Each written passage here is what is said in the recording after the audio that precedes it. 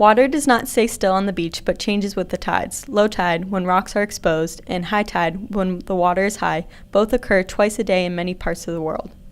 The time between every low tide and high tide is about 6 hours.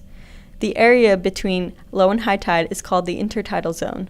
The height between low tide and high tide, or the tidal height, can vary depending on the time of month but is usually between 8 and 12 feet in Massachusetts. What causes the water to move up and down the beach with the tides? Here are bulges of water that are pulled away from the earth. High tide is where the bulges of water are, and low tide is where water is getting pulled away. Tides are caused by the gravity of the moon.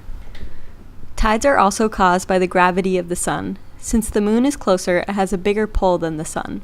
Another bulge of water is formed on the opposite side of the earth. This is from the spinning of the earth, or centrifugal force. The tides vary at different times of the month based on the orbit of the moon. When the earth and moon are aligned, they are larger than average tides.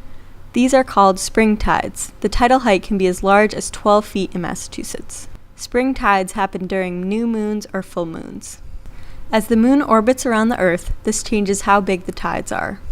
When the sun and the moon are not aligned, the forces of gravity are pulling opposite and the tides are less extreme. This causes smaller than average tides. These are called neap tides. The tidal height is closer to 8 feet in Massachusetts. Neap tides happen during half moons or waxing and waning moons. How will this affect the size of the intertidal zone?